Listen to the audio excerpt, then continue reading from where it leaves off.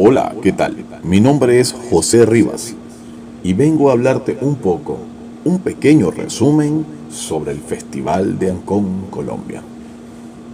Se conoce en Colombia a un festival de rock organizado en Estrella, Antioquia, municipio próximo a Medellín, entre el 18 y el 20 de junio del año 1971. Debido al impacto del evento en los medios y en la amplia difusión que tuvo, ha sido catalogado en numerosas ocasiones por la prensa como el Woodstock colombiano o como el principal encuentro del movimiento hippie en el país.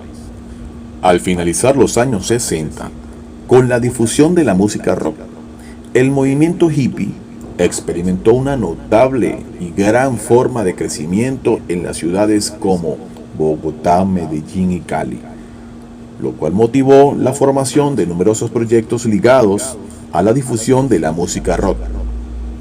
En Bogotá se establecieron muchas, de las cuales vamos a ir contando poco a poco cómo fue el desenvolvimiento y un pequeño resumen biográfico de cada una de las bandas que hicieron posible este Festival de Ancón, Colombia de 1971.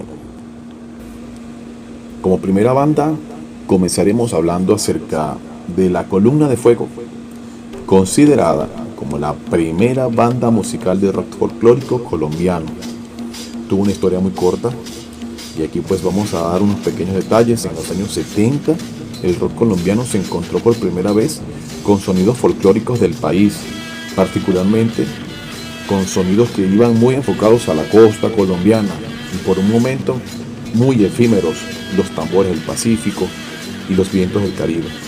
Se mezclaron con una guitarra, un bajo, una batería y regalaron joyas musicales que hoy por hoy la Columna de Fuego dejó en nuestra historia musical.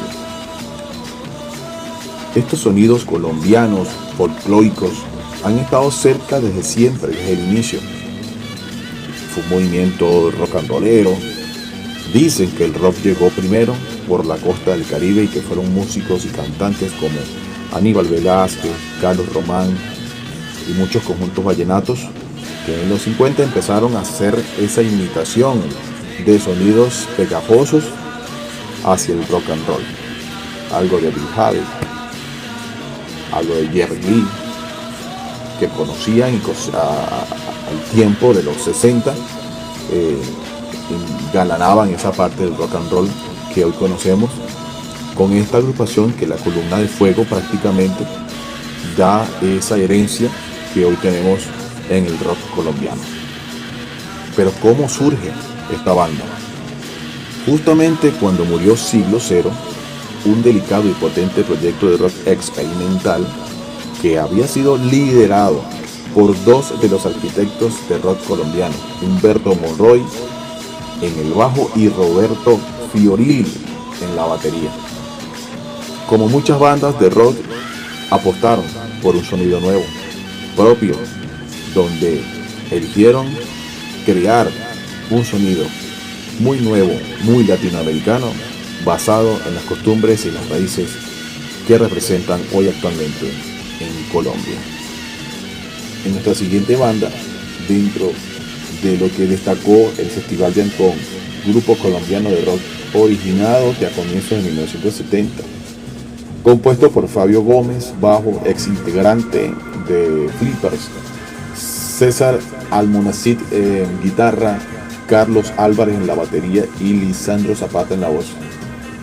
Se presentaron en este festival con el nombre del Perrón de los Sueños, una banda que tuvo tremenda participación en 1971. Grabaron nada más que un doble sencillo, el primero una bella instrumental llamada Himno al Viento, estilo rock folclórico, y el segundo Oye mi saxo, un tema influenciado por los sonidos latinos de la guitarra de Carlos Santana. Pero, ¿se han preguntado cuál es el momento que marcó la historia del rock nacional en Colombia? Probablemente sean muchos, y aquí recordaremos algunos de los grupos que vamos a estar escuchando en esta pequeña biografía, el cual esperamos que sea de su gusto. Pues hace ya algún tiempo que repasamos junto a ustedes en nuestros encuentros algunos de los momentos que marcaron esa historia del rock a nivel nacional, desde la llamada invasión británica y todo lo que hizo con la gran oleada de los Beatles en América, y muchos otros renombres musicales, también metiendo a David Bowie, porque fueron muchos géneros que se marcaron, hicieron ítems para recordar momentos, hechos trascendentales en la historia, que siempre nos darán un panorama muy representativo de dónde venimos, en dónde estamos y para dónde vamos. En este caso, pues, vamos a hablar también un poco de los Flippers, conocidos como The Flippers, una banda pionera del rock de Bogotá en la década de los años 60.